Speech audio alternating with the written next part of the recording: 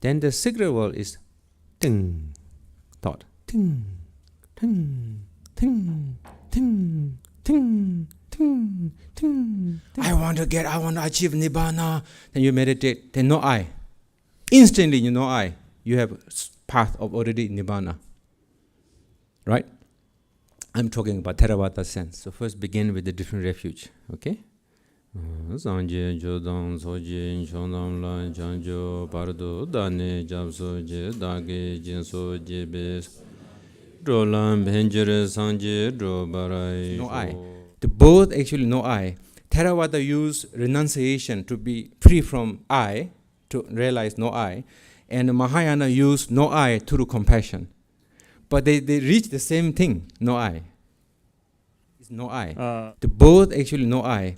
Theravada use renunciation to be free from I, to realize no I, and Mahayana use no I through compassion. But they reach the same thing, no I. Before we do the things, we do short, not for you, but for me. I need to do chantings. And for me, I'm going to chant this for myself. Yeah. And so myself just to get the blessings and calm my mind and become more sincere and humble and all that. So first begin with the different refuge, okay?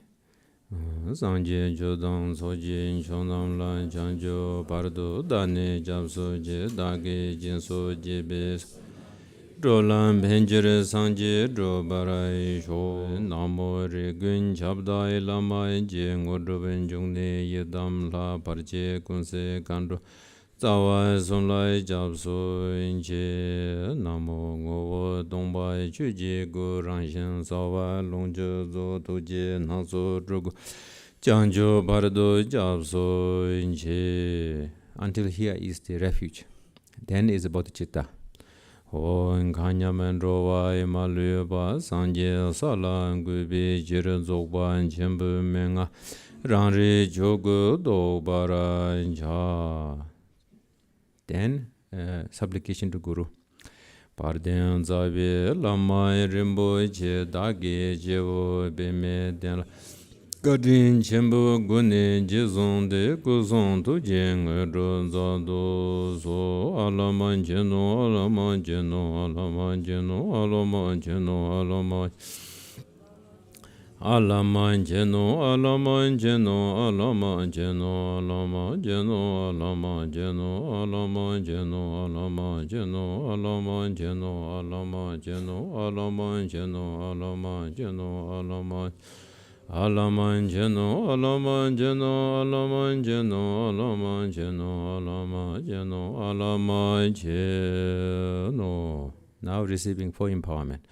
Parden lame goye neje ne vazere njongwa dage neje gozon togdan yishe doje ye chenje lamne wangshin to barai jura.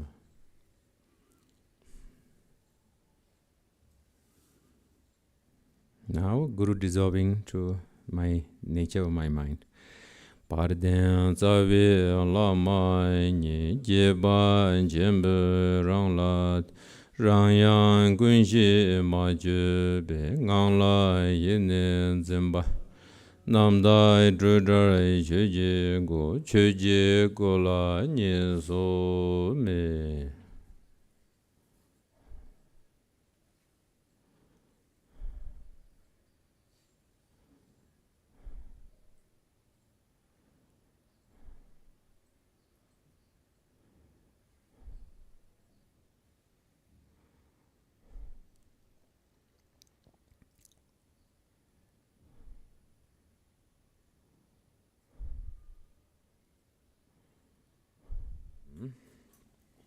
This chanting is composed by Kyabgön Phakchok Rinpoche, who is Chokju Lingpa's treasure revealer, Chokju Lingpa's grandson. And for Buddha Dharma in Nepal, in Tibet, in especially Himalayas praise, Guru Mahaguru Padma Sambhava is significant importance. His teachings, guidance, blessings.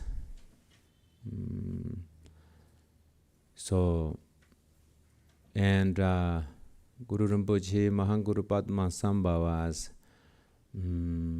treasures, teachings reveal, they have 100 over revealers and great revealers. So the last, in the name, last revealer, the great one, is Chugyu Lingpa, appeared in late 18th century, so 140 years ago. So his daughter, grandson, daughter's grandson, Chugyu Lingpa's great-grandson, is Gyabje Trugo Rinpoche. And many of the students, his students and all the monks and nuns, we do a lot of meditation sessions, but then we have no good chanting set for meditations. So Trugoje Rinpoche composed this from a variety texts and put together for meditation students. And why is so important? Why so nice about this particular chanting? We have a saying, they have three great masters throughout ages, examples. First is this is what Trugoje Rinpoche is say. The most, the highest faculty, the best, how you say, the students, you can say, as a human being, is Garab Dorje. He's the first Dzogchen master. Because he sit down and he moment and he stand up, then he's gone the realization, That is the number one. In number one, he's a number one. And number two is Guru Rinpoche, Mahaguru Padma Sambhava.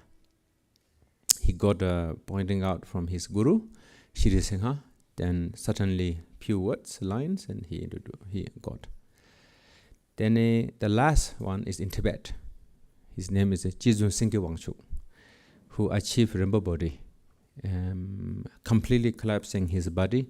He's actually floating up in the sky, and actually whole body turned into rainbow, start disappearing, and he actually singing song, realization songs, when he's actually disappearing and floating. His name is Kyabgön Phakchok Rinpoche. So he's the one of the most known Dzogchen master in Tibet. So he is the best student. He is that number third. Is Gyabje Trugoje Rinpoche usually say these things. So what Gyabje Trugoje Rinpoche did is his realization song of Kyabgön Phakchok Rinpoche is actually added in the end. So all the students, when they finish meditation, you actually read the last realization song, introducing song of the genuine practice of the Kyabgön Phakchok Rinpoche. All the students read. So that I thought is very important, not for you actually, but you all pretty sure our Dharma sister said going to check like a gold. So better you check like a gold. The first question, it says, it is said that those who cling to this life are not Dharma practitioners. Can Rinpoche explain how to let go of this life and what it means to be a Dharma practitioner? Okay. So the first question. This question is a teaching of Menzo Shiri through the 5 most important teacher of Sajjappa tradition. In Sajjappa tradition, there are 5 great masters. One of them, his name is Thakpa Gyaltsen, and he's doing practice retreat. Then one day, Menzo Shiri Bodhisattva, he has a vision, how you say, encounter or vision. He saw Minzushiri appear in front of him. So Tragpa Jamsen Master Rinpoche asked, request, please give us, give me what is the essence of Mahayana's teaching. Then Minzushiri said 4 lines. The first line is actually this: when you have attachment to this lifetime, this life, you are not practitioner. And the second, he said, when you have attachment to samsara, you do not have renunciation. Third, he says, when you have attachment to yourself benefits, you do not have bodhicitta. And the fourth, he says, when the clinging or the grasping arise, you do not have correct view. So this is the 4 line, as we call departing from the 4 attachment, basically. So this particular line is, I like to say 2 things. First, about character. This actually means having good character. Good character meaning, basic good character meaning humble and content. Humble and content is actually the basic quality of Theravada teachings. Not just Mahayana or Vajrayana, just basic Buddha. In the beginning teachings, Buddha said, to really practice meditation correctly, you need to have a correct character. The mental state of that. The state of mental must be content and humble. The content and humble is the base. So you build in meditation. So when you are humble and content, you actually achieving this, whatever this mentioning here is already, you are answering that. So what this really means, not attachment, means having content and humble, you're already achieving the first line. Now the second part that I like to share is when you are a little bit more advanced practitioner, saying that you doing bodhicitta, then doing meditation, then doing a little bit advanced, like 10, 15 years, really, seriously you're doing it. And this particular line means not attaching to this lifetime, meaning willy consent. Willy consent means this, we are very nice right now when we don't have no money. But when we have money, the true color of us is shown after. Likewise, when you have no power on other people, we all kind of nice. But when we have power, then you show the color. When people do not respect you, it's okay. You can be humble. But when people show respect to you, then you show your true color. When you are not famous, you are okay. We are humble, we are nice, But when you're very famous, then we show true color. This is called full worldly consent or full worldly desire. Okay? So what this particular mention is actually, you need to watch out the full worldly desire. That when you are practicing Dharma, this full worldly desire is must watch out. So that is actually referring. Okay? All right. Then second question. Second question, if we have already received some Dzogchen mind training instruction. No. Second teaching is Rinpoche, why we so afraid of death. Why are we so afraid of death? And also... I think, sorry.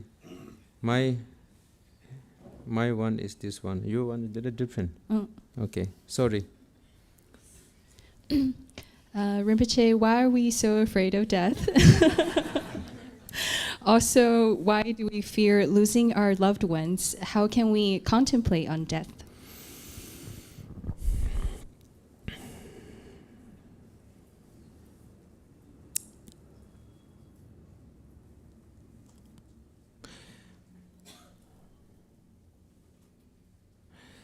This one I think goes along really beautifully with the parting from the four attachment.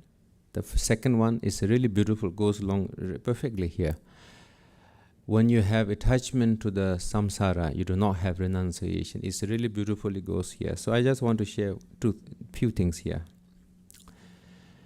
For normal people, for genuine normal people, not into Dharma, not into, kind of thing, there are many things very vague. What, not into Dharma, what does that mean? We have no idea what does it really mean. People carrying mala, we are not so clear about that. So we'll talk about later. But just for now, it's for now that I imagine that you know. Okay? Normal people who not in practice, death and people love dying is not nice. It's really negative. Yeah. When people into practice teaching of the Buddha in Mahanguru Padmasambhava, and you reach certain places that actually death and reminding yourself of death or your loved one is a really good wake up, like a wake up call, to remind yourself to actually practice correctly. Because we know how to fool ourselves. Melareba said, my practice is, I love this sentence, yes, my practice is stay in the mountain, do the practice of instruction of my Guru, until that I have no desire of hope or fear, then not to fool myself. Something like that, the last part. Meaning that many of us, we think we're practicing Dharma, but we need to make sure that we're not fooling ourselves. So I think majority we are actually fooling ourselves. Honestly speaking, feels good about doing something. The feels good of doing something is actually, some part is actually sort of deceiving. Fooling meaning deceiving yourself. So now, for this truly answer to give you, I like to say one thing. I like to talk about three samsaras. Okay? First samsara is external. Okay, now this. Rinpoche, I'm very difficult. I cannot sleep. Kshetra is not so good for me. People are really bad on me. I'm not happy. Rinpoche, first I'm very happy, but now teacher is okay, but people are not good, and I cannot find good friends, and I don't see the future, what I'm going to do. So what happened is, the world, the external world that you see, and you see in one. You don't see separate, you see actually one. So anything changes externally, because you have no control. I cannot control your mind and your mood. So whatever changes, you start changing along. So for that, what you need to do is observing. Every people like to meditate. Sometimes, honestly, just sitting meditation is okay, but learn to observe. Sit and observe. Oh, yesterday I'm a little bit not happy, and my mind is a little bit not happy. Instantly, the environment's not good. When your mind is a little bit happy, environment is okay. So now you start seeing separation of external world in your mind. You and me and my world is separate. Now I see the world is not influencing me. Actually, I am influencing the world. When you start observing. Are you with me? So you only do this through observing. Oh, yeah. When my mind is mood and things, it changes, the world start changing. Now you start realizing this, you're observing this. Then what happened? Instantly you become separate. The external world and you become now separate. When the moment the separate begins, what happens? You start seeing the samsara, the first samsara layer is external. Okay? So many of us, we don't do that. What we do, we just we keep doing, but we don't observe things. Observe, check, observe. We keep doing kora, doing things, We sometimes go to just observe a little bit. Observe, oh, my mind changed. I'm angry. Then look around. Everybody's look nasty. Really does. When you feel not happy, everything looks bad. Sometimes Guru looks bad. But then you say, oh, no, Guru should be good. Guru's good. Like that. I'm not kidding to you. It happens. So that shows very clear the external world and you is actually one now, right now. It's like this. But when you start observing, then through this openness happens, then you start seeing a separation. This is the first step. Now the second step. Now you start observing. Then you say, oh, I'm not happy, I'm happy, right? Unhappy, not happy. Now you check. Who is this unhappy, not happy? Me, where is this me? Just question. It's just asking. Oh, yeah, funny. Me, I'm not. Suffering. No problem. I'm suffering. Oh, it's problem. Anger. No problem. I'm anger. It's problem. Scold, scold somebody. Oh, it's okay. But scold me. So now the me is where? My body, my name. Where is this really me? You observe. Now you start seeing you don't have no finger to point. Okay, you don't find anywhere to point this me, but you say me. But where? You need to find out where to point. Now you don't able to point out. Then one day, not right away, slowly by slowly, what happens is you start awakening up. Oh, it's funny. I don't find me, but I believe in me.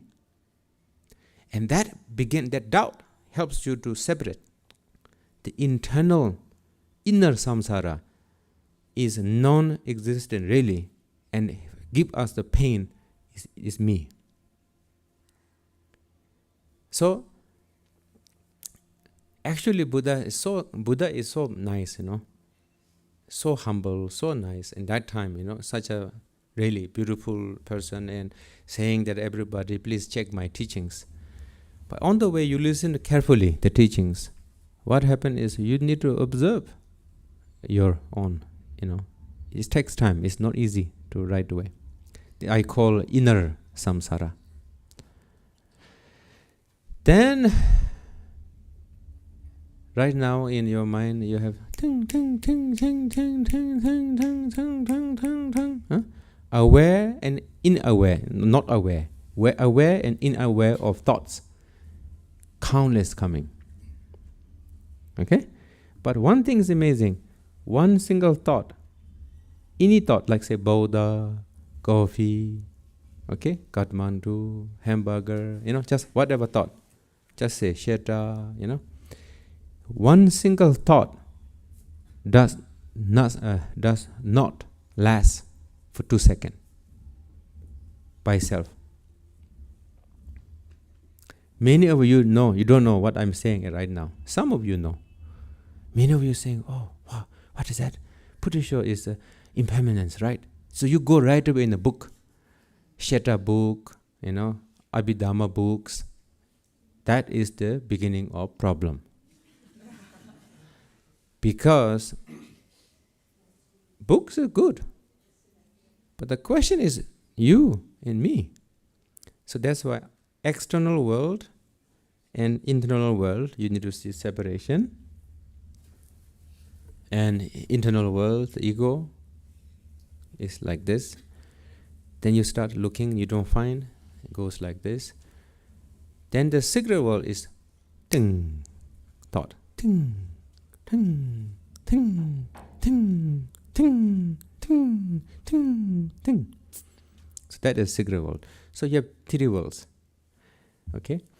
So when somebody is Rinpoche afraid of death, because of the outer world and inner world is bound by ego. So that's why you're afraid. I'm afraid too. When I think about death, oh wow, feel pain. Because we have habit of me and death. So that's why it's really good to us to check, observe. So this is the second one. It's not 100% good answer, but I just give you sort of this answer. Second, how can our personal spiritual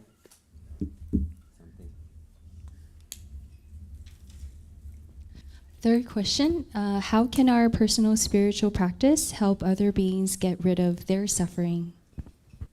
I think it's a very beautiful question, but sometimes, for me, I think it's sometimes irrelevant, because I think when you practice Dharma, so okay, what is practice Dharma? First, good character.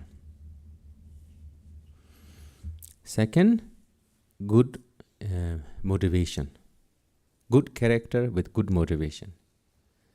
Then only good meditation. After good motivation, then good meditation, good Dharma applying, practice, all the things, whatever you receive. Okay? So that is called practice. Okay? So Dharma practice meaning build up your good character. Okay? So I'm going to mention later the characters, but not now. So when you start transforming yourself, you start making yourself a little bit better person, little bit better thinking, and your habit little change. Then that is the beginning that your prayer, your speech can genuinely help others. When you do not sure that you are actually improve or not, or you really can helping yourself or not, truly transform, you start thinking that, oh Rinpoche, how I can a personal spiritual practice help other being, rid of their problems. First of all, the question is, do you rid of your own problems first? Transform your issues a little bit. So my question is, you really make yourself happy? Just simple. Through simple practice, then that simple practice can make other people happy. You can rid of your own karmic issues. That practice can help other people karmic issue resolve. You can reduce your anger, means you can help other people reduce anger. Means you can actually rid of your ego clinging or reduce, you can help other people reduce ego clinging. Okay, right? The question is relevant through observing yourself and transforming yourself. Okay, so that's why observing, not checking very, seriously, not like that. Just very gently observing, just, drink tea, Yesterday, somebody scolded me, feel very pain. Still I have pain. Why? Because I'm holding on. He only scolded me once, right? But I'm reminding myself until now, right? So, I'm holding on. So you need to observe and see that actually I'm holding on. So this kind of things is very important, very crucial. That's why many students are not finding Dharma effective, some people say, because you're not learning to observe to actually see the effectiveness. It's very important to observe and see how actually really transforming. So that's why it's very, very important to, I think it's very, very important to observe and see your changes. Whatever level changes you have, you can able to change others. You cannot help yourself, means you can pray for others, no problem. But how much you can help, very, very doubtful. But you can pray. There's nothing wrong with pray. Okay. Dear Rinpoche, in New Year, you point out the faults of students.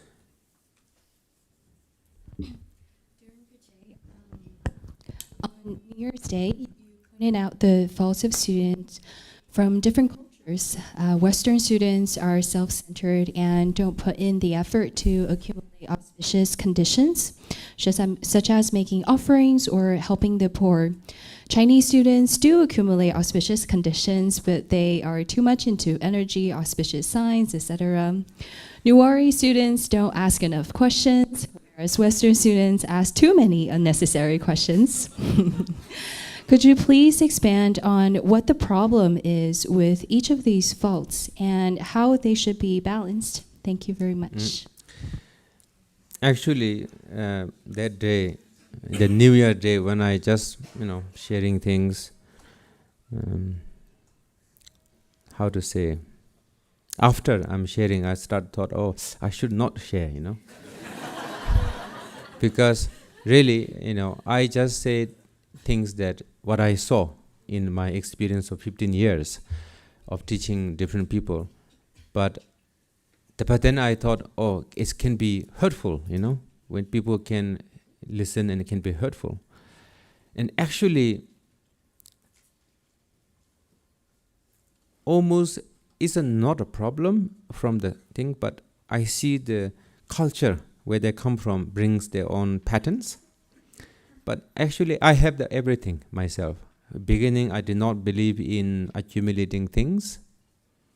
Then I started liking the sign, the feelings, the whatever thing, buzz, of the spiritual practice, like normally. Then sometimes I'm afraid to ask question to my guru, how Nyawari students are. But sometimes I ask so many nonsense questions to my guru, right? So the meaning is, when you learn to practice, you need to learn correctly, how to practice correctly, right? Many people, what they do is, they go to teacher and they say, Rinpoche, I'm doing Honro or doing meditation. And then some teacher says, okay, do this into prostration, or do this, focus your breath and whatever, focus metta, karuna, visualization, mantra, and the students keep doing. But that does not change that your capability to truly understand Dharma, you're not able to change. Because now you don't have nobody telling you what kind of correct quality of being practitioner, the correct practitioner, because nobody telling you that. Okay? What you just learning is university thing, just go and do, and just do.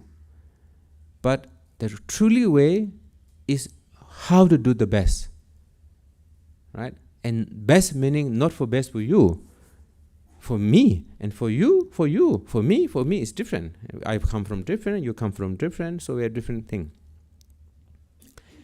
So generally what I saw is, you need to ask question that is really, really, you get the point, understand the really good point, and you really practice.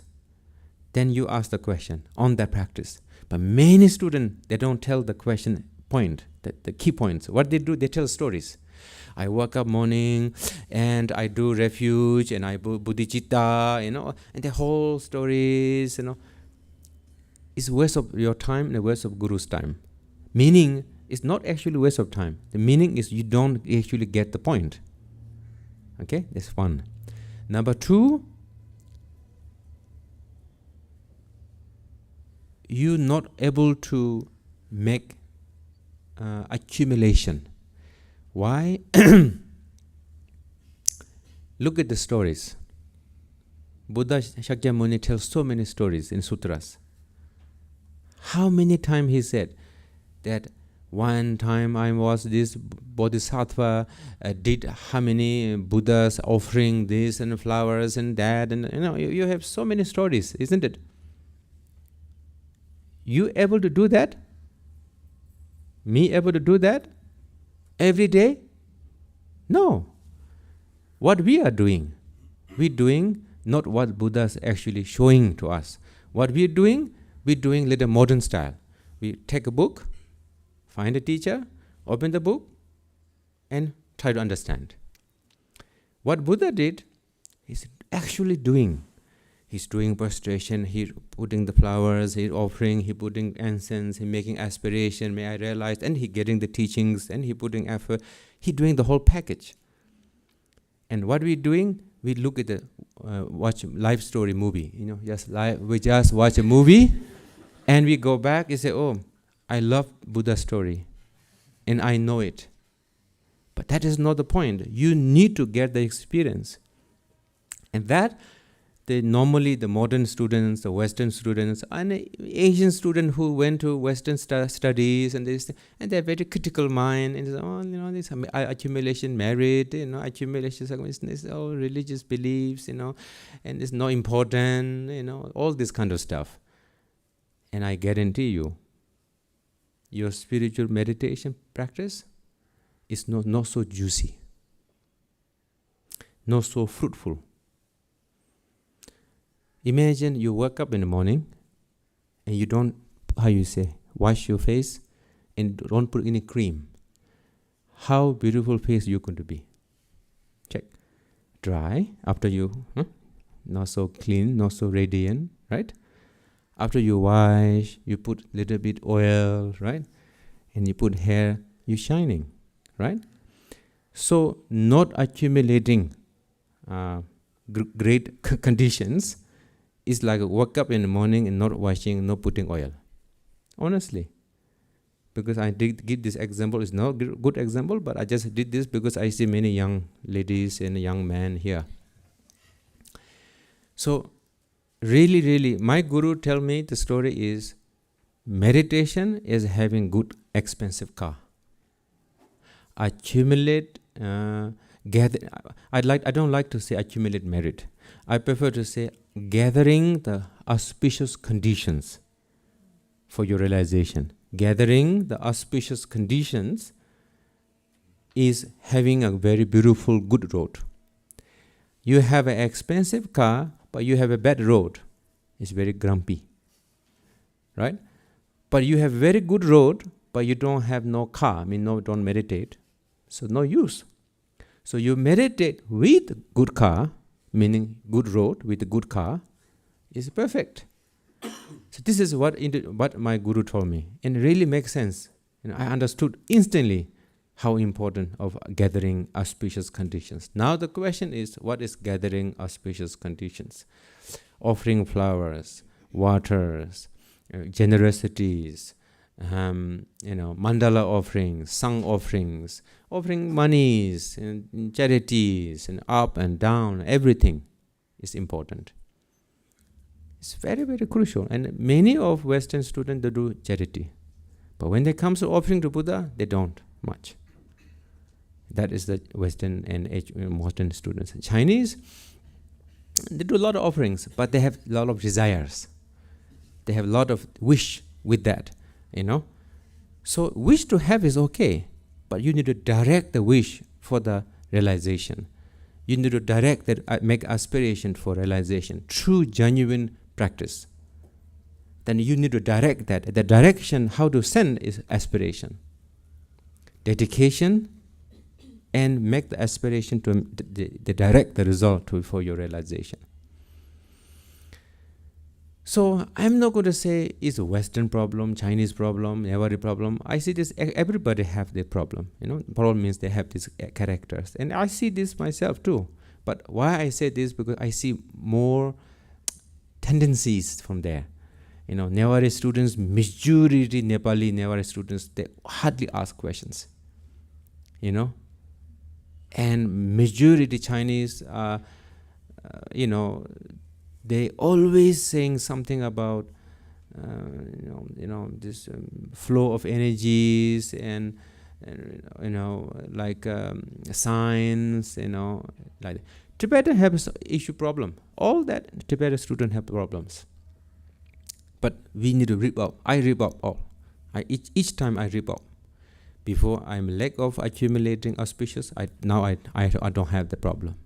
Before I ask nonsense questions, now I don't ask the nonsense questions. When you don't ask nonsense questions, meaning your mind is already becoming to find the key. Okay? Third, I don't wait for the results. I don't wait for the super nature powers or energies and all. Of course, my desires start coming. Oh, I wish, this and that, and that's normal. So then you sort of calm down yourself, oh, don't go into that path. Genuine, direct for your realization, not for any other stuff. So like that, it takes time to do it. So you check yourself when I share, pretty sure you can relate what I'm saying. You sort of you relate that. Oh yeah, yes, makes sense. Oh yeah, I do this. It's like that. It's normal. So that's why you need to learn, to improve. Yeah. Okay.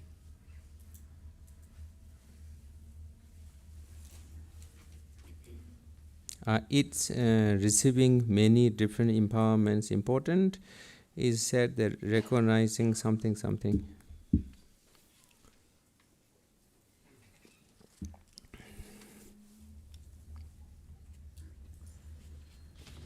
Or you can ask whatever you have there.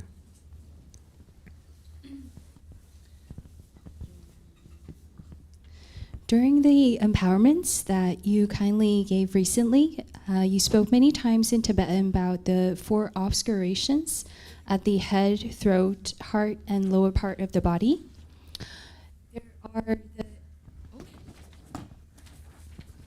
These are the areas in our body where we visualize receiving empowerments.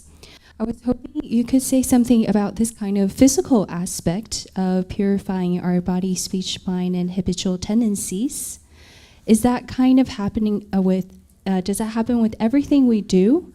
For example, when making offerings or reciting mantras, doing concise daily practice, or the Buddha Shakyamuni, or doing kora around the stupa and so forth.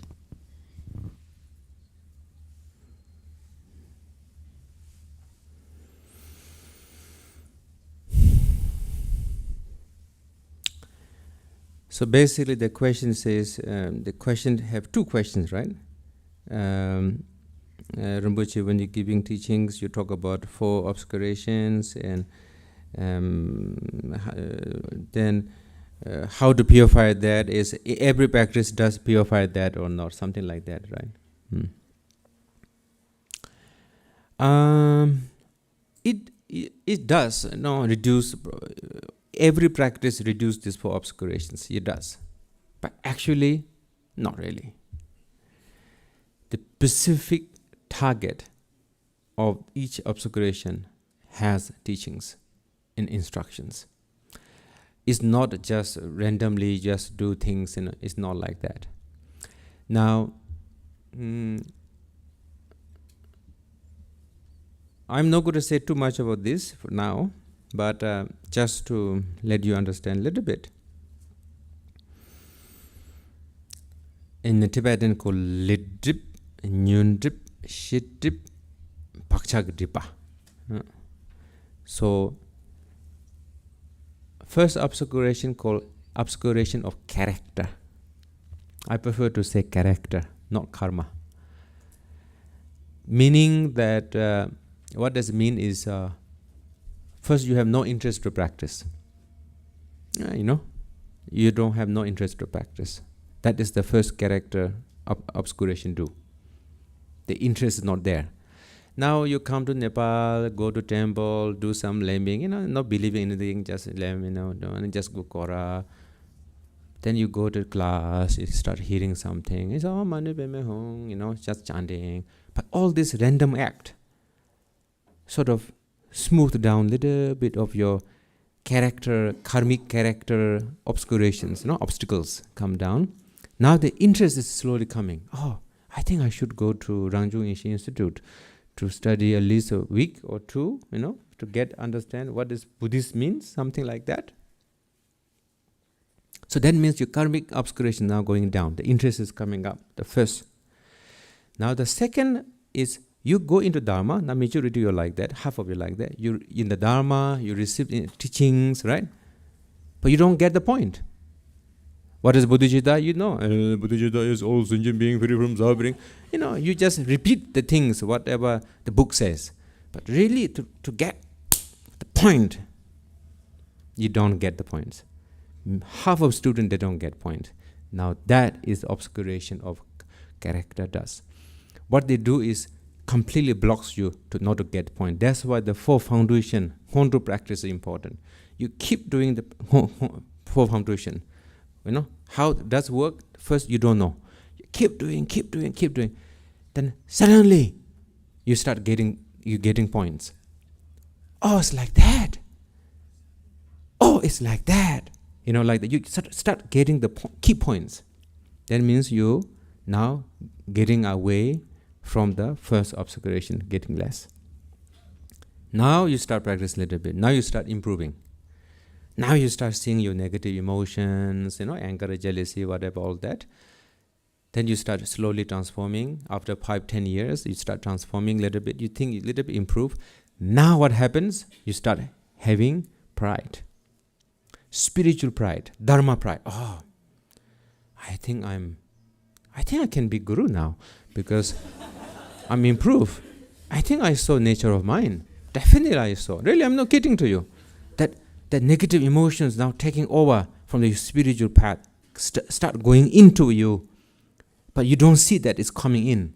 It's like sneak in from the back door, then sort of hijack your spiritual path.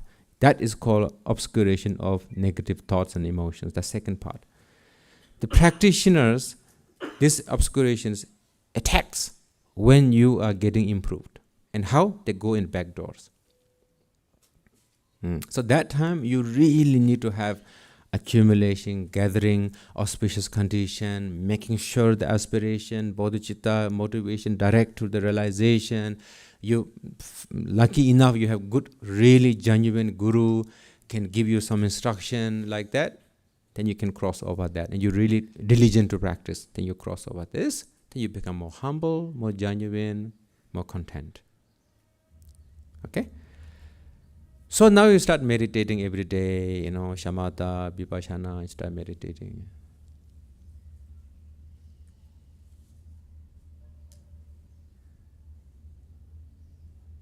But whatever you do, you have object-subject. Me, all sentient being, me, sentient being, object-subject. Mantra, object-subject. Shamatha, object-subject. Everything you do is object-subject. You have nothing practice that you go beyond object-subject. Only emptiness meditation. That is called object-subject, meaning is the obscuration of cognitive. And I don't like to say cognitive. I like to say obscuration of having object and subject. I prefer to say that. Cognitive. For me, doesn't ring any bells. Sometimes the word we use is really terrible, I think. Doesn't make sense at all. That's why many practitioners is little bit of vague understanding. Everything vague, no clear. Huh?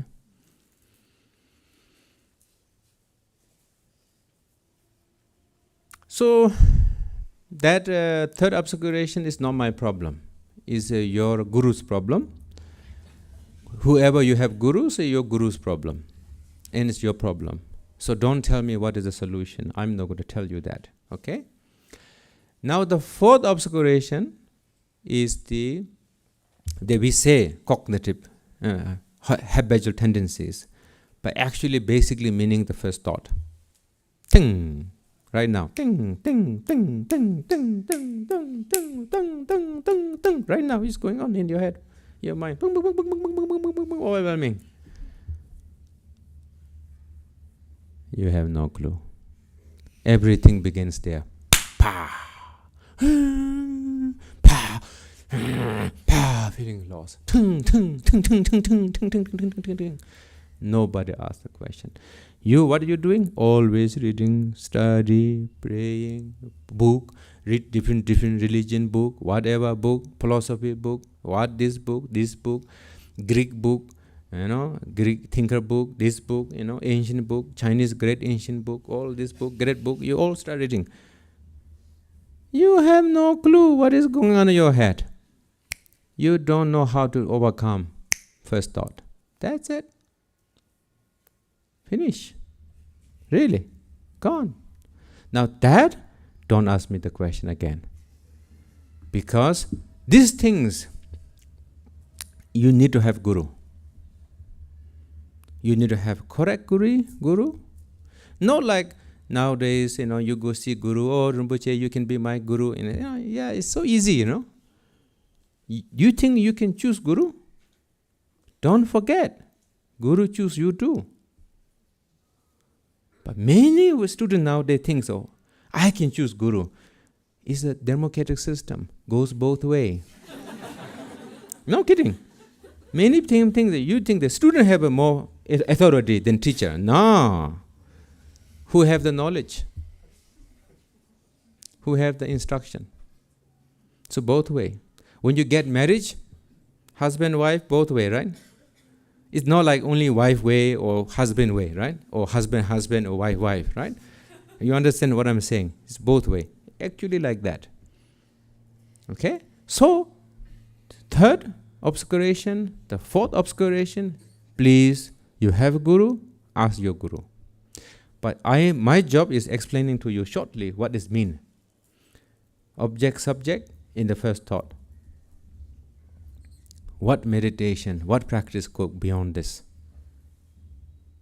That's why this four obscuration make me to follow Dharma and follower of Mahaguru Padma Sambhava, his instruction, and my precious gurus, because of these four obstacles. Yeah, to observing. So I want you to observe first character. Don't jump into the last one. Because many people like that. Oh, I don't know the first one. I want to know this. Nah, don't go to that. First, character. Second, emotion. Then comes after. So like that. So I think I answered this one already. Our eye is a place where many students and teachers try to combine study and practice.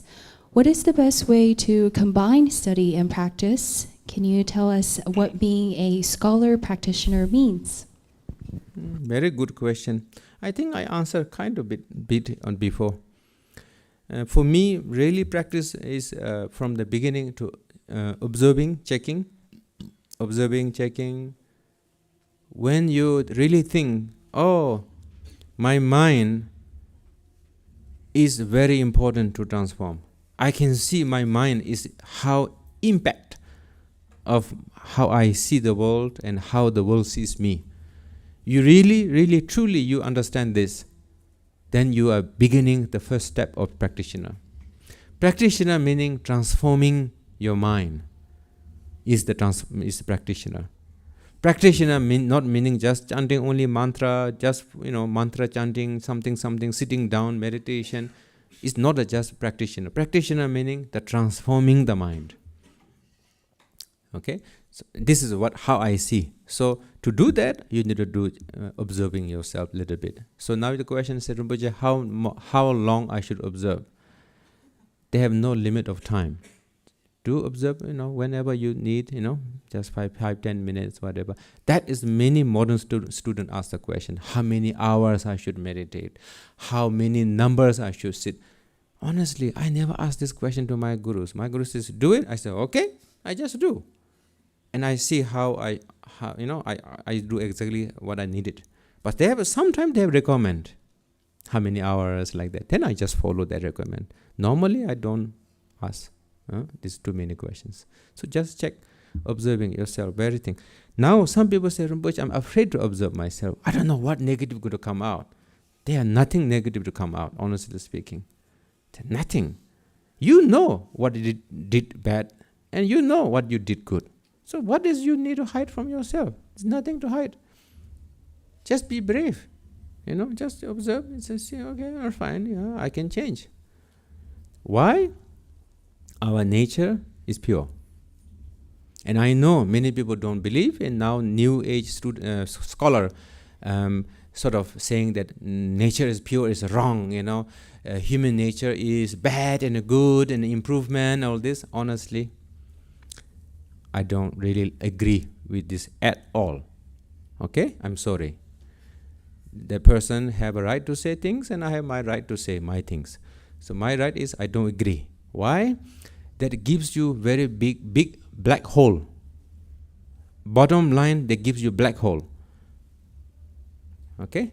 What of black hole? Black hole of not ultimate progress. That's it. Period. When your nature is good, what happens? You have somewhere to stand on, somewhere to hold on. Like I invest some business, I have $1 million in my bank. So I hold on that $1 million.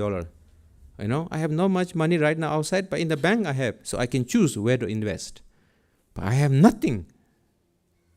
Where to hold on? So these new scholars, they start saying these kind of things. I heard a few people saying, these are really famous scholars. No, it's not good. Not good enough. Next time you're going to see. You start meditating, you start seeing the 4 obscurations, especially the number 4. You know what we're talking about. Until that, you think is belief. Fine. Whatever you believe is fine. But you start really following correctly, not crazily, correctly, not crazily. You know what actually we're saying. Yeah, the nature is absolutely perfect. All of us. So, observing your mind, just your random mind in the past, few years, what you've done wrong, don't feel sad. You've done good too. You've done bad. So don't start counting how many good and bad. Just observe and learn to transform. Don't go in too much. Okay? This is what I want to say. Okay. Then Sometimes we think too much about a person, and it is hard to focus on studies or practice. What can we do in such cases to be able to focus on something else? I did not understand the question. Sometimes we think too much about a person, and it is hard to focus on studies or practice. What can we do in these cases to be able to focus on something else? Physically, go Kora. Every day, at least 1 hour.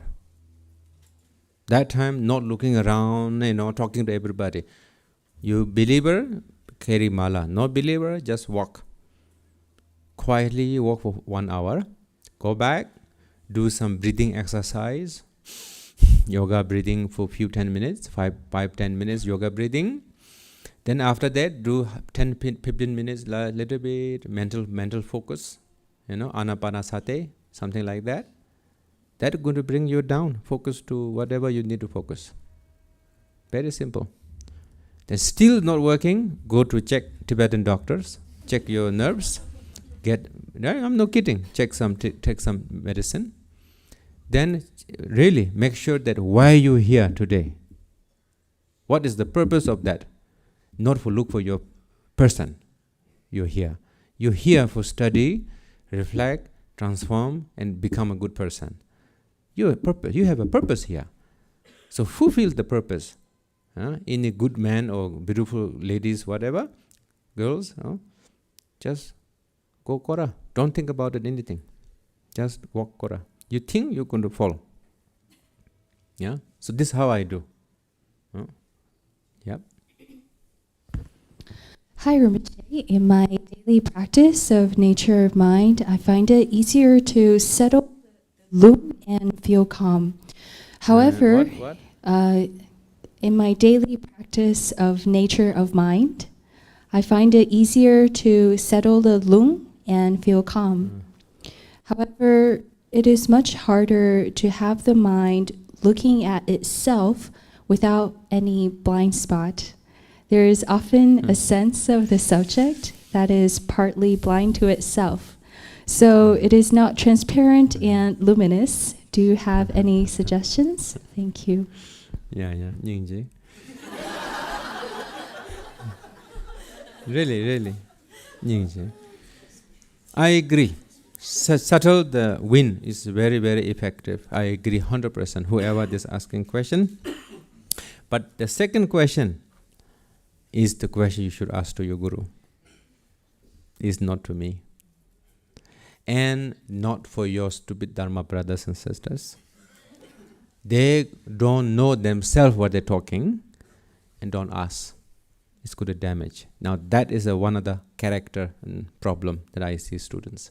Like me, I don't talk about my meditation to anybody, everybody. No. Big cross. Only I see my guru, I share a little bit, I get the instruction, I go back, I sit. And I have few students, they are Tibetans. They're asking almost everybody the same questions. You understand? It's a Tibetan. Lamas, monks, nuns, everybody start giving different instructions. Then she comes back, my student comes back to me and asking about all the confusions. All right? Then you know what is my answer? My answer is no answer. Because I need to remind her, you think I am your teacher? Then put me in your teacher state. Then you don't think I'm not teacher? Then you just ask whatever you want to anybody. I don't care.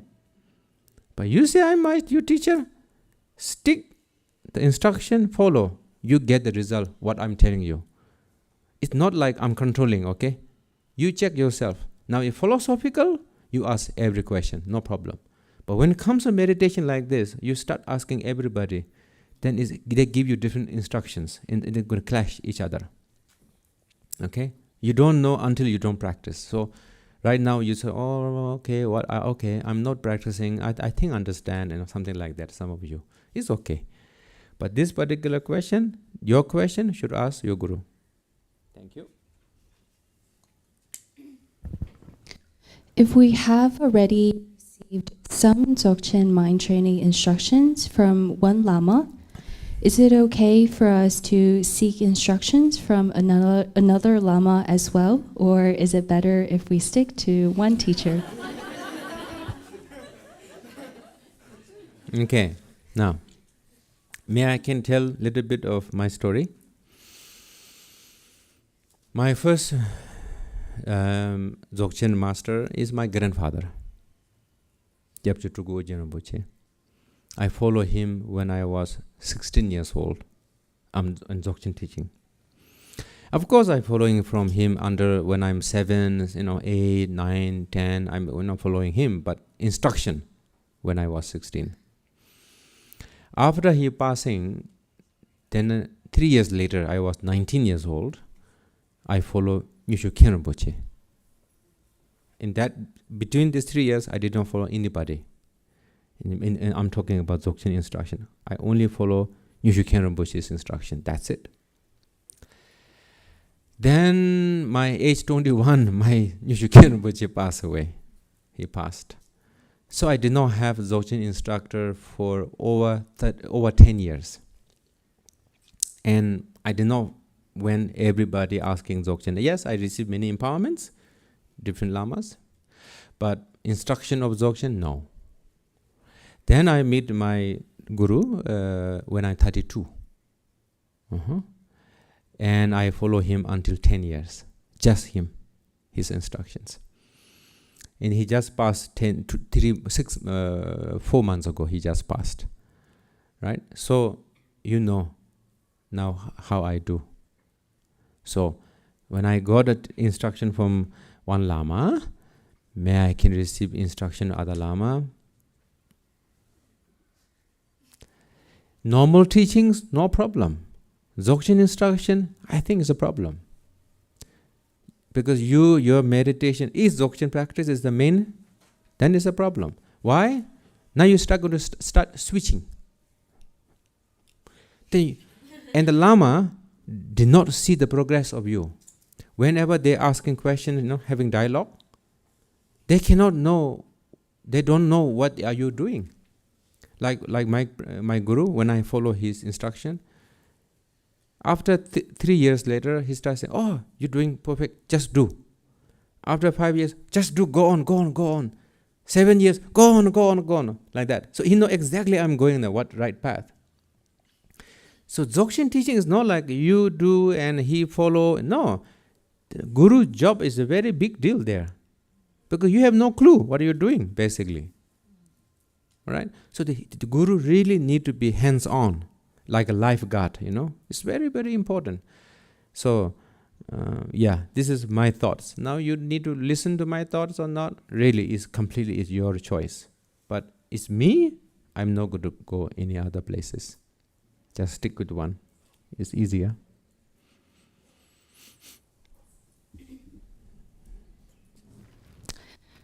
I'm doing the Tutuk party in Gunsan Guncho, but do not feel much connection or devotion to Guru Rinpoche.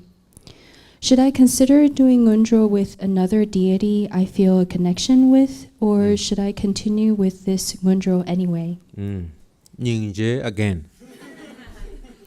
You don't know the person. You do not know who is Guru Rinpoche. You see Guru Rinpoche is one part of the deity. No. Guru Rinpoche, I give you an example. In our lineage, Choling Dersar, we have 40 volumes. Okay? We have 8 different deities. Vajrasattva's, Lokeswaras,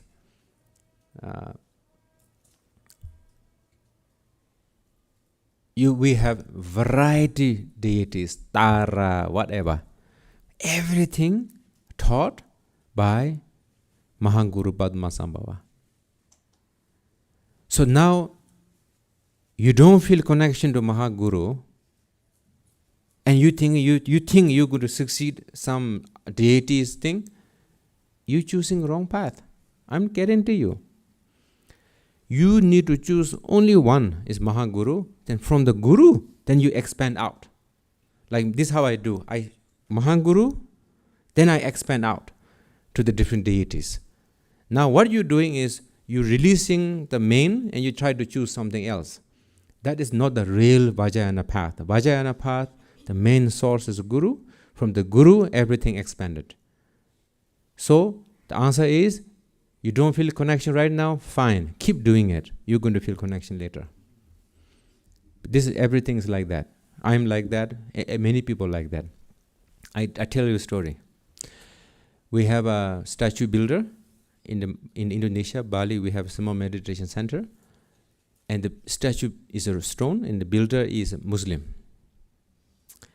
And they told me the story after. So after the building finished, and he has some issue with his belly or whatever sickness. In this Muslim artist who built the statues, he had a dream. Guru Rinpoche appeared in his dream. Now it's so strange, right? And Guru Rinpoche said to him, "No problem, your disease is going to be cured." Next day he vomit, he shit, he diarrhea, he vomit. He's okay. Now he start telling his everybody friends, "Oh my goodness, I'm cured." Something like that. I don't think they cured, but definitely improved, right? From his experiences. Now, that person who have no connection, meaning like in this lifetime, no empowerment, no transmission, can have connection. And you landing into Thukdu Parje Kunser from somewhere in the world, there's 7 billion people, right? You just landing here, somewhere, somehow, and doing this practice somehow, and you saying you have no connection feeling? It's like quite strange, You understand? You have connection, that's why you landed here. You understand? So it's like, definitely you have connection. But you need to keep doing. You're going to see the sign later. Feeling everything comes after. Okay? I guarantee you. All right. Okay. I'm going to be reading questions from here because the mic has better coverage over here. Okay. No matter. What are Rinpoche's suggestions on how one can best connect with the precious, concise daily practice? Gyunki Kweljang. You can repeat again, please. What are Rinpoche's suggestions on how one can best connect with the precious, concise daily practice? I have no idea what does it really mean. Best connect. But generally practice when you finish Ngondro, Then many people jump into little bit more larger practice called Tilen Yingbo. It's like 10 pages. Actually, it's not good to jump that way. You need to jump the small one. It's called single deity, single mudra. They call single deity, means the Junji Koljang, the concise daily practice. 2 page only, or 3 page. Stick with that. At least 1.2 million mantras of Guru Rinpoche. Finishing. Don't do any Tilen Yingbo first. Just stick with that. Focus for life force binding practices. 4 life force binding, 4 nails. Bring up the 4 nails. Make sure the 4 nails perfectly understood and practiced correctly. 1.2 million mantras. Then from there you start jump into Tilen Yingbo. It's going to be very smooth. So I think this is what I want to say for that. Thank you. Okay. Rinpoche, could you explain the 3 kayas, Dharmakaya, Sambhogakaya, Nirmanakaya, and how a practitioner should understand them?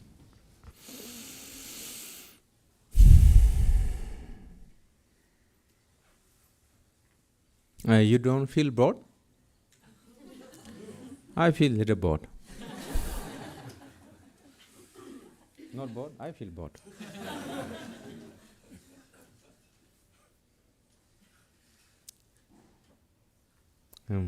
Okay, this is a very, very good question.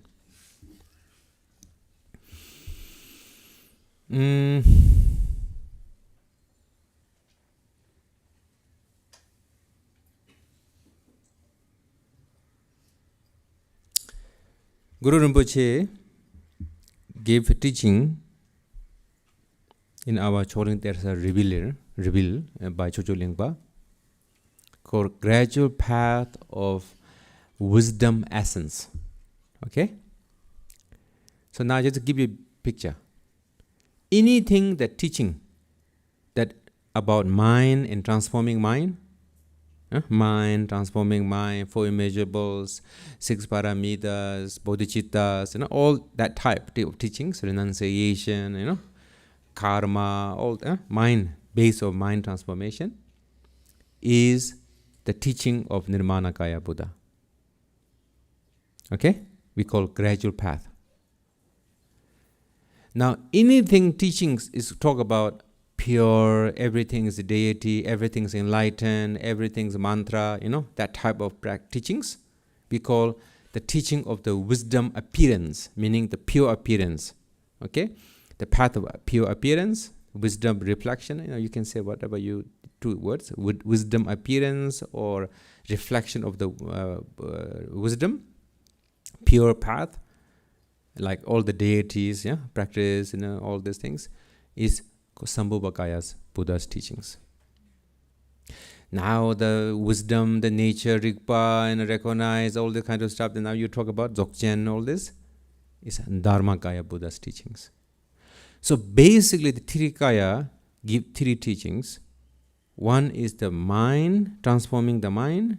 One is the expression of the wisdom practice, and one is essential wisdom practice. These 3 practices taught by 3 Buddhas means the mind is related with Nirmanakaya, purity, reflection of the wisdom, is related with Sambhogakaya, and the wisdom itself, Rigpa itself, is related with Dharmakaya. So that's why the Tirikaya teachings, 3 teachings. Now the question is, you should not jump into Dharmakaya right away. First you do Nirmanakaya teachings perfectly. Nirmanakaya teachings, what they really build up is character. Builds up good character, good motivation, humble, genuine, compassionate, great, patient person. Then you build up, practice the, nature is enlightened completely. Everything is Buddha completely, that practice. Then you build up, recognize directly of nature. So you need to gradually build up. You don't jump into it. Yeah. So that is what I see, these 3 things. For Dharmakaya teachings, The really important is devotion. It's a must. You do Dzogchen, you have no devotion, I'm sorry. It's like, I don't know how to say, but it's...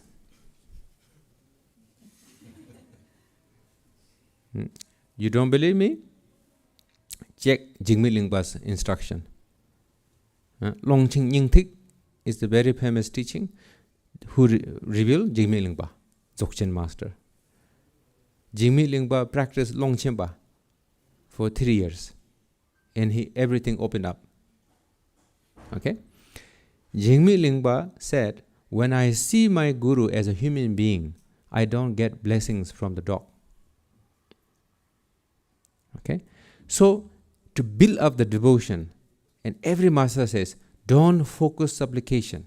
Don't focus, oh, Guru, bless me, Allah ma cheno, think of me. Don't focus that, Allah ma cheno, Guru, Allah ma, think of me. Don't go into that. See, Guru is Dharmakaya, the first Buddha who never actually began sentient being enlightened, the first Buddha. See the Guru inseparable with that. That you need to put effort there. This is what Jigme Lingpa said. So that's why many students are missing points. Everybody like this. Devotion fail. Then when your devotion fail, recognition fail together. Why? Who taught the recognitions? Jigme Lingpa, Dzogchen masters, until my gurus. All that gurus, they practice devotion all the way up. Now what we doing is, I don't want devotion, but I want recognition. Do you see this is too much? I'm sorry. You understand? I think it's really too much. I think this one. But why too much? For me, fine. But for you, it's not good. That is my thing, what I told you. You learn correctly, you transform correctly, you're going to meet 100 people. And you're going to tell people, yes, I went, I practiced, I transformed. And you keep telling these 100 people. And 100 people, at least some people are going to come to Dharma. Now you practice, you're not transformed. And you say, yeah, I heard this Dzogchen thing is nothing, there's nothing there I did for 20 years. Then you're going to say this to 100 people. And you actually block the opportunity to 100 people. So think. That's why I'm telling, observing and transforming is the key. Yeah, okay, then. Is there an empowerment for practicing Saraswati as the main deity in Choling Tersar? No. But we have practice of Saraswati, 4 types of Saraswati in Choling Tersar. So, but it's not main. But the main is Guru Rinpoche with inseparable with Minzushiri. Then you have 4 Minzushiri and 4 Saraswati. Like that. Then you can focus the Saraswati after. You can bring the focus, bring the Saraswati in the main focus, and you focus. You can do that. Yeah. Rinpoche, there are several 9-day Drupchen pujas in our monastery, such as the Tsekar Drupchen and the Ngakso Drupchen. Could you kindly explain what the purpose and function of a Drupchen puja is?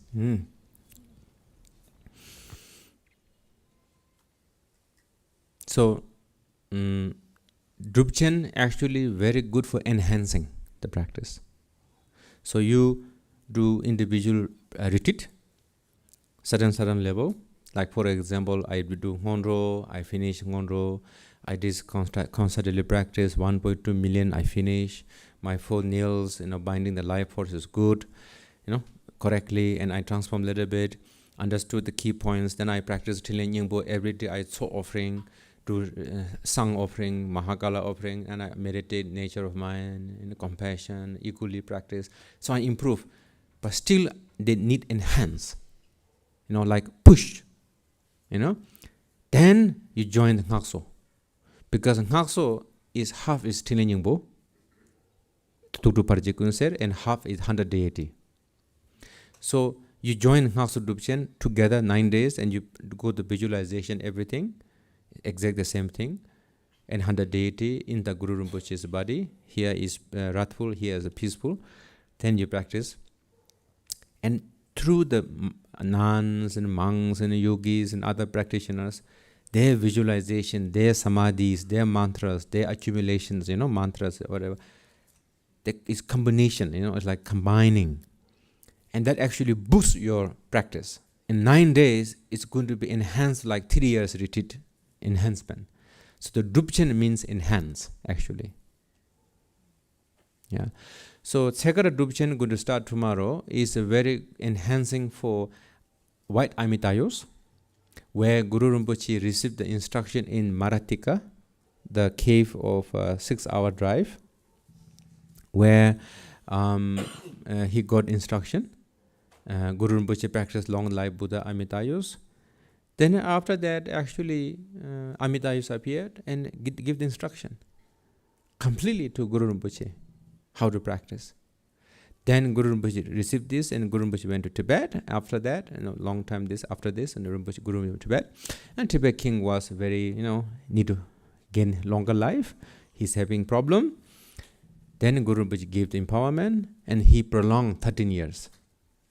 These particular White Amitayos, Guru Rinpoche gave, and the king, our emperor, lived 13 years more longer. So it's like that. So it's a significant boost for life and practitioners, realization like that. Second Drupchen.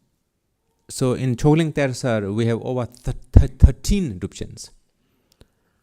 We're only doing 2. So my aspiration and my wish in Nepal, we're able to do at least 4 or 5 more different type of Drupchen in the future, in a different variety of places. That is my wish. So many people say, and this. Only people say. And that shows very clear who's really doing practice and who's not. And I'm just joking. But actually, not joking. You understand? Because you don't see the Drupchen importance. That's why you... But when you're stuck, you practice, then you're going to come here to Drupchen. Okay, then. Okay. This question has several parts. So, 1, whenever I want to be more diligent, physical and mental obstacles arise. How should I handle this? Physically, go kora. Do breathing exercise. Eat balanced food. Have a good sleep in night. Don't stay too late. Mentally, do compassion practice. Observing your mind a little bit, 5-10 minutes. Practice compassion genuinely. And think of all the Buddhas and Bodhisattvas, especially Mahaguru, to bless you, to guide you your path, not in astray in other path. That is the answer. Yeah. Okay, the second part is, what is the best way to purify the karma of our family, ancestors, and ourselves? River Sangchu. You want to do some kind of chanting, River Sangchu is the best. Karmic debt to reduce. Then, of course, any practice is very good. But River Sangchu is very specific. It's like it's like a target, It's pointed there. So I prefer River Sangchu. Now, you cannot do yourself. You can pay one monk or nun or yogi. You give the money, say, please do for me. And you can do that too. And I do it. I do this. I chant myself and I pay 10 monks and ask them to do for 2 days. Then I give them offerings, and because I give, and I'm a sponsor, so it's dedicated. I get the thing. So you can do that too. So I do both. So this is the third part. Since the pandemic, strange thoughts often arise, and have a strong impact on my mental health. Being physically sensitive, I feel the power of karma strongly. How should I handle these thoughts?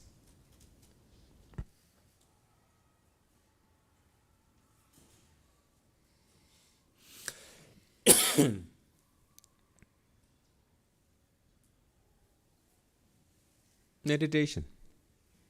Compassion and meditation. Compassion. May all being happiness. May all being free from suffering. May all being happiness. May all being free from suffering. Your mouth is your guru, this moment, like instructor. Your thought is a follower.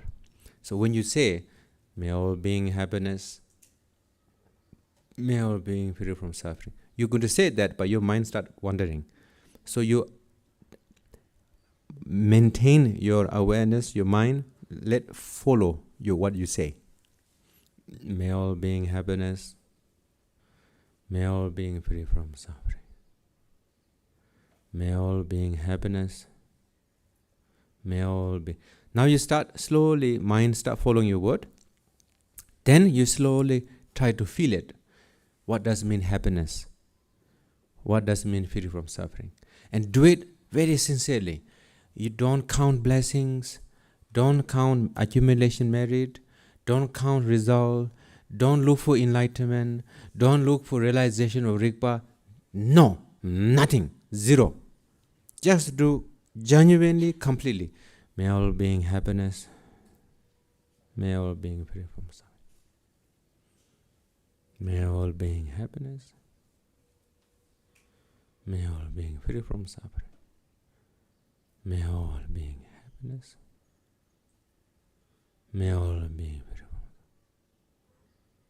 May all being happiness, may all being free from suffering. May all being happiness, may all be. Genuinely do slowly, slowly, slowly, slowly, slowly. It goes down, down, down, and heart. Then heart suddenly opens. When it opens,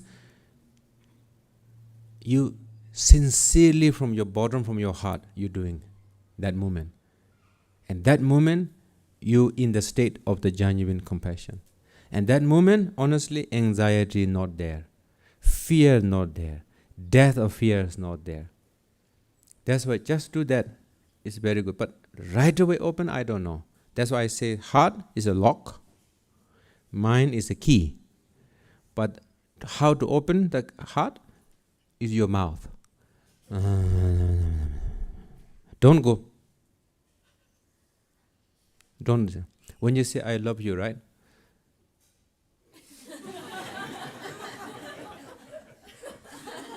Really, try. See? You see? This is very powerful. May all being happiness. But don't use your hand again. It's not, right? You hug, right? I love you very much, right? Then you give a kiss. See, the whole thing is packaged. Body, speech, and the mind. Isn't it? Exactly the same thing. May all being happiness. May all being. Do this, really, do with hand. Many practitioners, I know, they don't like to do that. Older practitioners. Come on, relax. Relax. You don't need to have perfect figure. You want to save your face of perfect figure, that means you are attached to your good look of your Dharma practitioner. You are not practitioner. You understand? This is what I think. Just do with hand. Very nice. Did you try? Give yourself 5 minutes at least. May all being happiness. Don't do fast, okay? May all being free from suffering. May all being happiness. May all being. May all being happiness. May all being. Just do genuinely open. Really, really benefit. I like with this practice very much. Okay, then. Okay. Regarding the empowerments Rinpoche recently bestowed, are we only allowed to practice or recite these after we have completed the ngondro, the preliminary practices? Yes. Yes.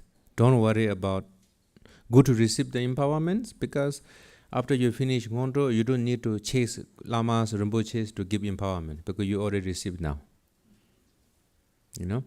So next time, then you do constant daily practice, then Tilen Nyingpo, then from there you can branch out.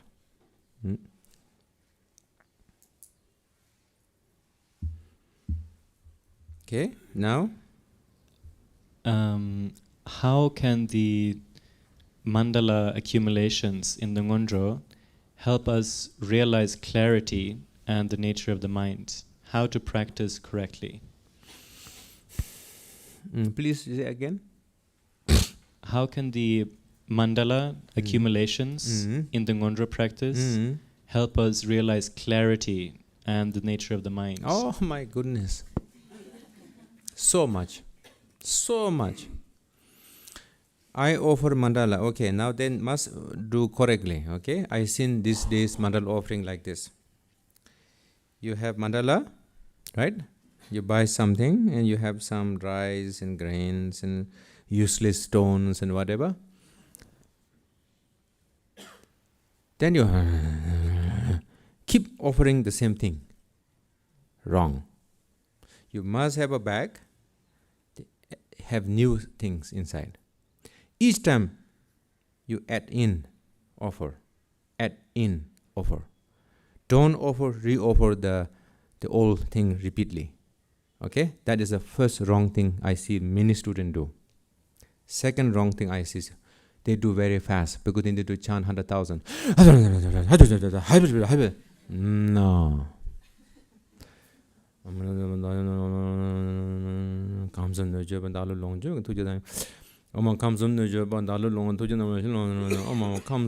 Now, watch what they say. I offer all the wealth, I offer my merit, or I offer my realization, my body, my speech, I offer everything. What does mean of that? That you're not actually grasping anything goodness at all. Meaning, how does help? Okay. When you do the recognition, many students are hunter. Hunter, you know hunter? Hunter? What you hunting? This beautiful deer called Rigpa. The Rigpa is going to come and you wait. And you're very focused. You try to relax, but you're very tense too. And you're relaxing, but inside, I wish the Rigpa can come now, please. Understand? That goodness of desire is the biggest obscuration you have. So how to reduce the desire? Mandala offering. Now do it very sincerely from your heart. I offer everything. Vajrasattva is letting go of all the negativities. I'm done wrong, I feel bad, that wrongdoing, holding. Vajrasattva cleaning. Right? Like how people, you see the Ganges rivers, people, they soak in the body, in the water to clean up. Similarly, in the Vajrayana, we soak the Vajrasattva's blessings outside only, no inside. But then my guru said, you should care Rinpoche. It's pit instruction. I like to share with you guys. I had to practice. Again, one wrongdoing. People chanting wrong.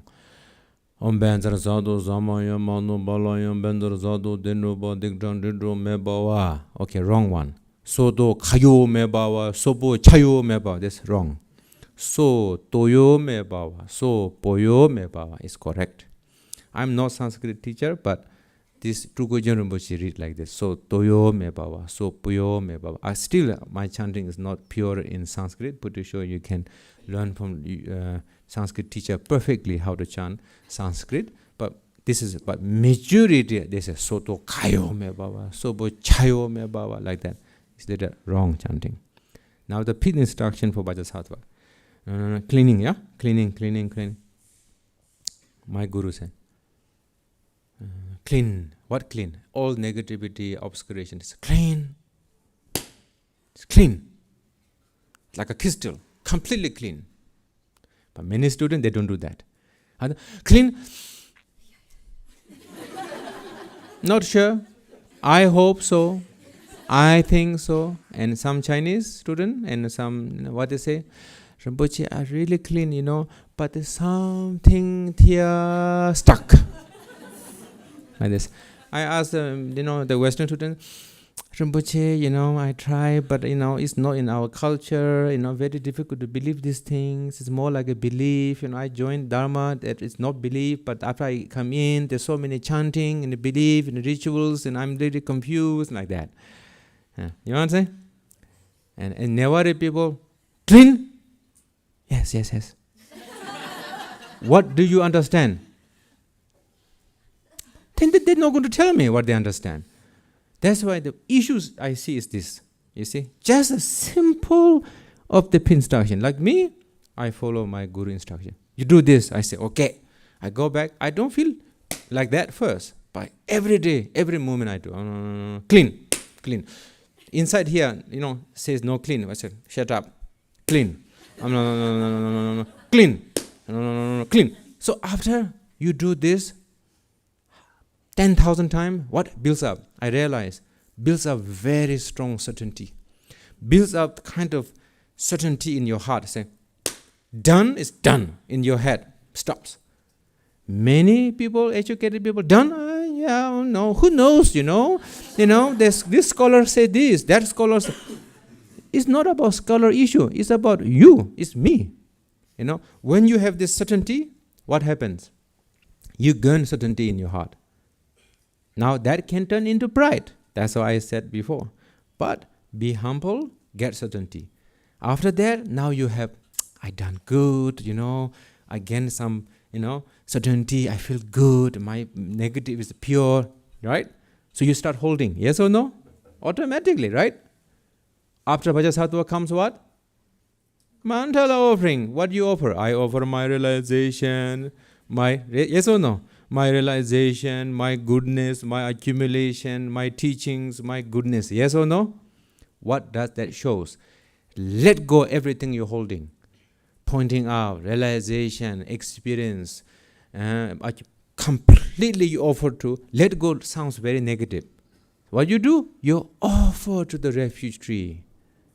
So it sounds very beautiful. Now you look in, you have nothing to hold on. Oh my goodness. I have not bad, I have not good. What happens? Nothing to hold. That is the Vajrasattva and Mandala do. When you have no holding, what happens? You not become a hunter. Understand? You not become a hunter. That's why wherever you come from, whichever culture you come from, I don't care. You should not care. What is the purpose of you coming here? To become a good character, good motivation, humble, genuine person, genuine spiritual practitioner, Dharma practitioner, and gaining realization correctly with correct understanding, and having very humble person. That is what we want to do. We come from different part of the world, but fine, it's okay. This part is what we want to do, right? That's why mandala offering is perfect, and I love mandala offering. And we buy good things. You have the money I'm talking about. Then we buy good things. When it comes to mandala offering, what do you offer? Rice, right? 1 kilo, 120 rupees, $1. Some dry nuts, 300 rupees, $3. You offer altogether $5 worth of things. You drink Java coffee 400 rupees, 350 rupees, one coffee. And you offer what to all the Buddhas? $5. Now you see how stupid that sounds like. Like me, before I offer rice. Then slowly I add silver. Then I add little gold. Then many students give me 1 gram, 2 gram, I add in. Then I make many silver. I stock. When comes certain portion, then I give to goldsmith or silversmith. I make big mandalas. Then I offer to temples. You cannot use for yourself now. After you finish the mandala, you cannot use for yourself. So I offer my gurus. I offer to temples. I do this. So I have money, I offer good. I have no money, I don't offer. But you guys, you have money, still no offer. Now you say, Rinpoche, I have no money. Fine, offer rice. Still you have no money? No, fine. My late father said, okay, then you have no money, go to river, have stone and some clean sand, and you offer, fine. Buddha not asking for you to offer expensive things. But you have expensive things and you don't want to offer, that is a problem. You don't have it, not asking for you to offer. Because you need to challenge your desire. That is the key point. Okay? So, I'm sharing with you how to do, what is the key points, right? This is like that, okay? So, how to offer Badala visualization, you learn from gurus and lamas. But the key points I like to share. Yeah. So next time you do Vajrasattva every moment. Yeah? Okay, then. Okay. How many questions left? 3. Good.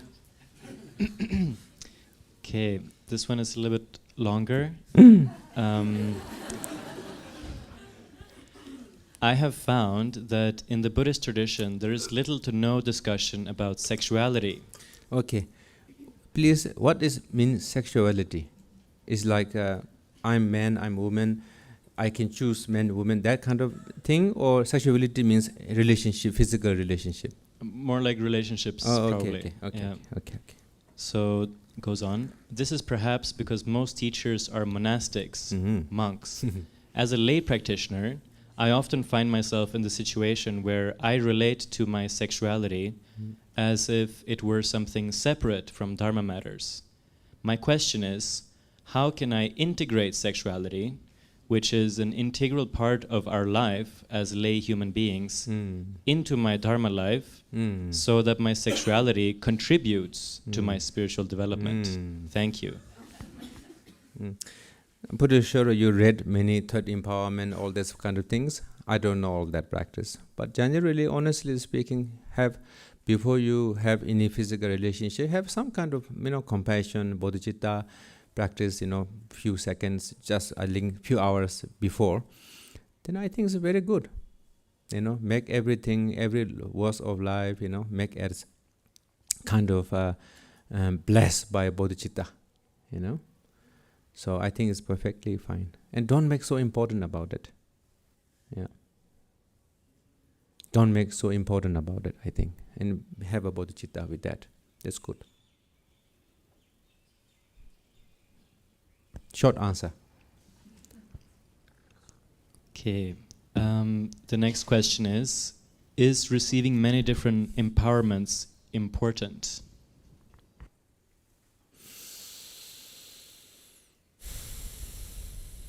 My experience. It's one tradition, like in Choling Tersar, you want to receive all empowerment, I think it's good. Because you don't need to chant many things. But the problem is when you receive different traditions and they have different requirements. Like me, I received many traditions and I forgot, one of the gurus coming and putting malas and they're saying something, and I don't know, I was so young, I don't know what to say, and I'm just listening what other people say. And they says, one mala. I said, okay, one mala, Then they give me 2 pages of mantra. I need to chant the whole 2 pages every day to one mala.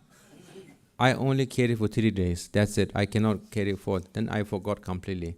So that's it. I broke so many like that, So I really don't think you should receive so many things. Better check, what requirement first. I prefer that, I think. Yeah. There's a practitioner, just stick with the one, you receive whole thing, and just chant one mantra. It's okay. That's it? Okay, so here, anybody have question? Now I'm going to have 10 minutes, then we finish. Please use mic, please. Hello. Before ask your question, say your name. I'm Aaron. I have a very specific question. I come from Theravada tradition mostly. And the question is, I got a booklet with Bodhisattva vows. And I started looking at it because actually, it doesn't matter. The question is very specific. In this booklet, I got the impression that if I take those Bodhisattva vows, I will have to reincarnate in Samsara.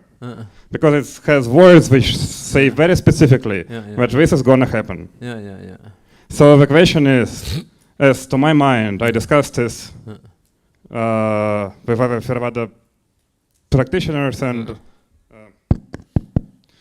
honestly, how is this compatible with enlightenment at all? How is this compatible with awakening? I asked many people, I didn't get the answer. Very good. I don't understand. Please. Very good question. Thank you. Yeah, very good.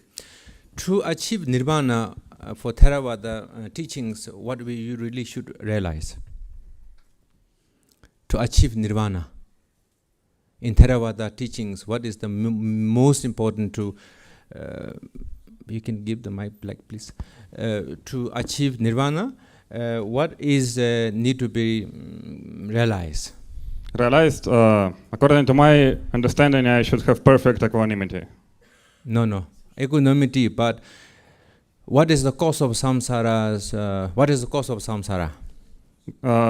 Delusion and grasping. Grasping, ego, right? Ego. Grasping. Yes. So to achieve nirvana, you must go beyond ego clinging, right? Anatta. Yes. Anatta? Anatta, anicca, and dukkha, yes. Yes. Anatta, yes? Yes. Yes, okay. So, Bodhisattva vow says this. I go back to samsara no matter what with my compassion. That means through the compassion they give up their anatta. They give up I. And that instantly they actually have source of nirvana. Now you say, I want to get out. But the problem is, who want to get out? Me, right? Yes. But then they have no me, who's getting out? I thought about it. No. Sorry. Yeah. You understand, right? You agree with me, right? I want to achieve nibbana. Then you meditate. Then no I. Instantly you know I. You have path of already nibbana. Right? I'm talking about Theravada sense. Exactly, Mahayana use different contexts, but the same thing. Through the compassion, I come back no matter what the samsara. Meaning, they have no I. They have I, they're so scared they cannot come back. But if I come back, even if I have... No, you're not going to come back. Even though you come back, you have no ego to come back. So does it mean I don't suffer, or...? No, exactly. Because this compassion result is no I. Realization of no I is no I. The both actually no I. Theravada use renunciation to be free from I, to realize no I. And Mahayana use no I through compassion. But they reach the same thing, no I. But like the question is, according to what I know, at least in Theravada, I don't have to reincarnate again. But in samsara, even though I have no I, okay, I have no I, but the experience is still there, and there will be experience of samsara. So that you need to ask the Theravada teacher. Because Theravada teacher, they told me that, not me, but I understand Theravada teachings, that no I, still you are in a samsara, world, whatever, but you're not going to suffer as like a sentient being suffer. You have experience of death, but you have no suffering of death. But you don't get reborn. That's the idea. You're not going to get born, no. So the Bodhisattva, they comes back, but they don't come back as with egoistic. They don't, no ego meaning no hair, they don't suffer. But sometimes, imagine she's a bodhisattva and I'm depressed. Okay? And she can say, oh, I'm depressed too, right? And I'm thinking she's depressed. But she's acting, she's depressing because she don't repress. She says, oh, I'm okay, I'm very good, I'm going to fix you. I'm going to say no, right? So she said, I'm very sick too. I said, really? And I did meditation. Help. Really? Okay, I want to meditate too. So the bodhisattva is like they're very good, skillful, means without any ego, and they do the exact the same thing, nirvana, instantly. Okay, thank you. Yeah. You understand? Little bit. Little bit. Good, yeah. good. Thank you. Thank you. Yeah. Little bit is good enough. You understand Theravada? Good. I like it. Very nice.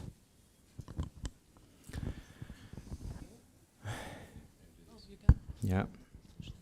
Hello, my name is Olga, and I have question about different lineages and different empowerments. Because we have a lot of, for example, 100 empowerments of Avalokiteshvara from different lineage. Yeah. And I would like to know what is purpose that we have such requirements.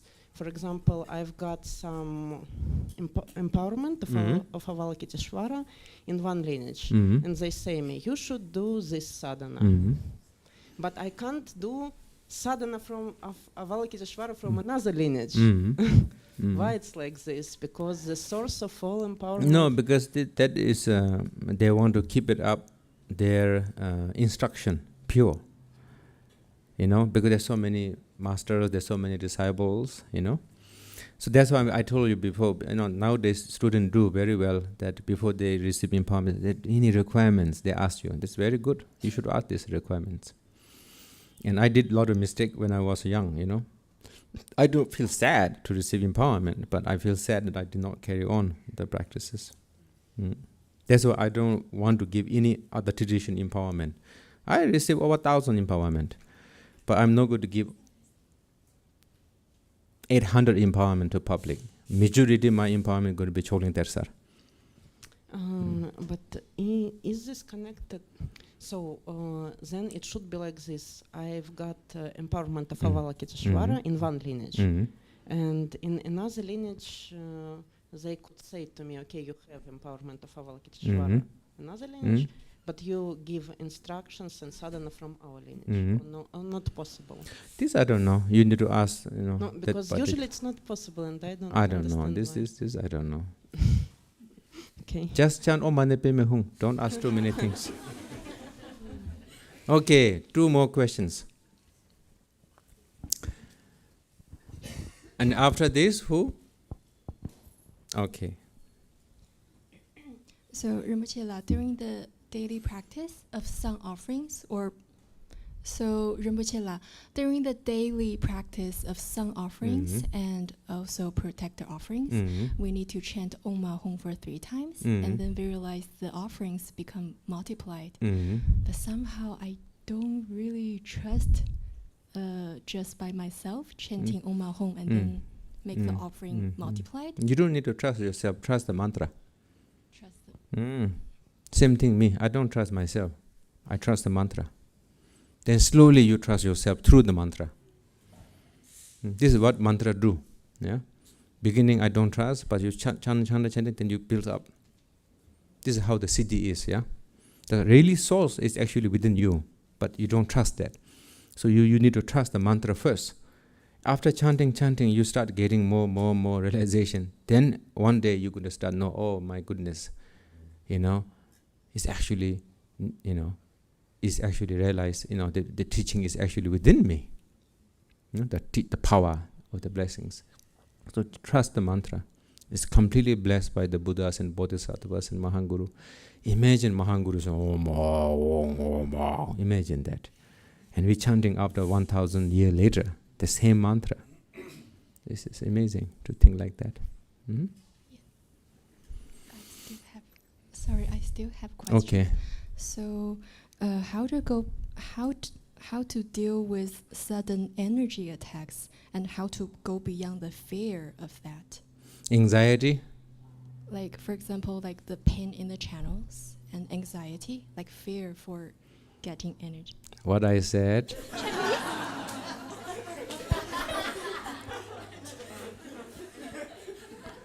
So, I know you have the pain. I know, 100% you have pain. I know you think it's channel. So for me, sometimes I feel heart is pumping. This. The best way is just let it go, not hold on too much, and do the breathing exercise. The exhale breathing 9 times. Do that. Trust your exhale breathing. Exhale breathing. Then you do relax. Let go. Don't mind start going, looking. Don't hold on. Just let go. Then walk a little bit, exercise. Yeah. Okay. Thank you, Rinpoche. My name is Meredith. Also, I really hope that you come back and teach us again, please, and answer more questions when you come back from your travels. So please come teach us again. This is very valuable for all of us at RYI, and we really, truly appreciate everything that you're doing for us. So thank you so much. My question is around the discussion you gave on Samayas on Losar, and you spoke in a different way than I've heard it taught before about how to relate to other people. Can you please tell us, give us that teaching again?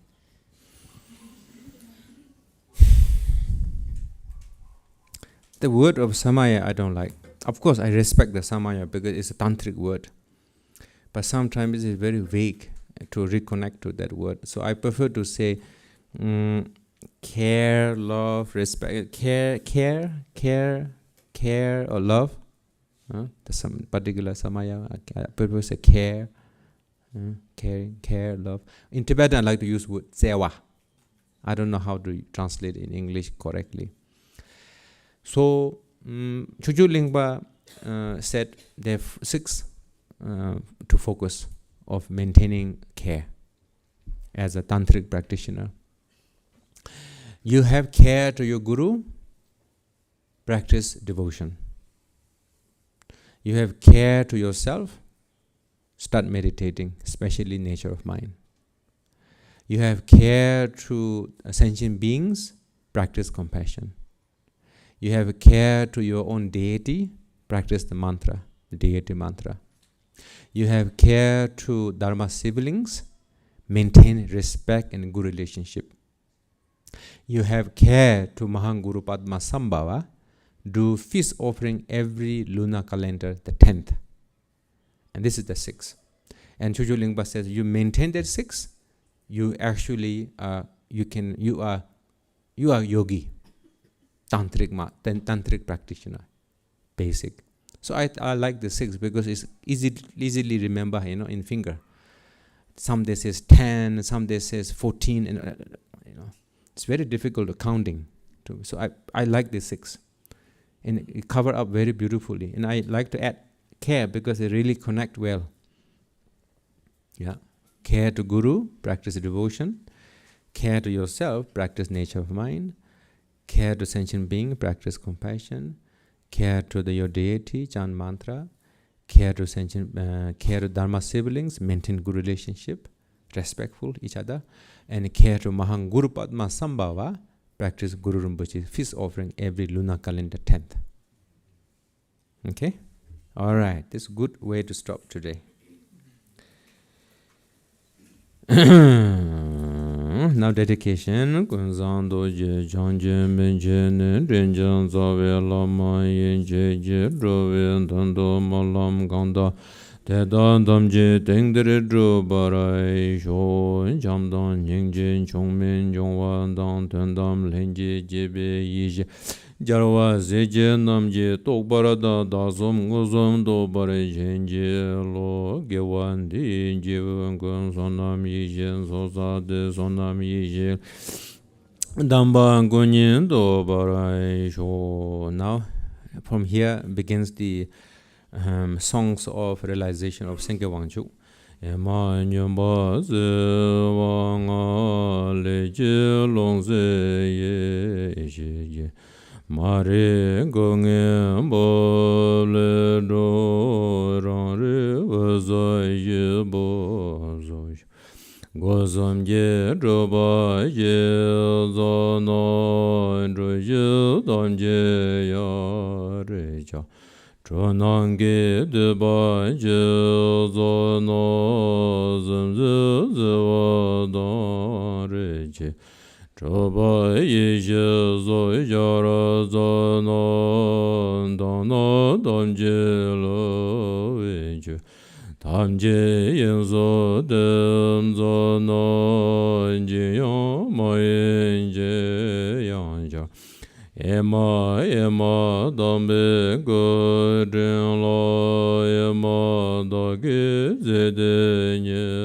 bond nyeng jong la de yao ba de le men ze je da ma de da ra na ba jo Zakba rang ze jongwa rang zara den remba rang ruru zangdara yelu Senge wanjo nidan nyam jorone rolwa namjen korwa dondo yo. Now this is the lamb offering, lamb offering of the Kyabgön Phakchok Rinpoche composed. Rekba gada nanzara marame dereng zen goro benjong laila boire be karaja manjurun roa Nairek don chego go bain to baraijo. Now this line is for reborn to Guru Rinpoche's pure and composed by Choju Lingpa. Deme she da yermem be manjon rananda bezando bareje. Nare yere me ma je nyong me nga dene nam da jing de je warai jo. The 6 Vajra line supplication to Mahaguru Padmasambhava, revealed by Choju Lingpa, spoke by Guru Rinpoche. Te zon zan je Guru Rinpo Cheng droim ganda dewa jembejar parai cheng kun sere dundolo chabo zolo wandezo enye labdozo chena zambe baraje jewa tazambalenye rabaraje. Now this 4 line I think is composed by Dotupchen, previous Dotupchen, I think. Ujien Rinpo Jala Zowa De Gajin Paje Minjun Yin Dunjin Samba Druba Chodan Tamang Droza Do So Sonam De Tamje Sikbanye Tamde Nyebe Danam Pam Yega Naje Balan Druba Sibin Solin Rolwa Drowarai Yo. Thank you, Rangjung Ishi Institute and professors and students and organizers and people who's working here and people who's watching in the internet. Thank you very much to giving me opportunity to answer some questions, and I hope what I answer benefit you a little bit. Thank you.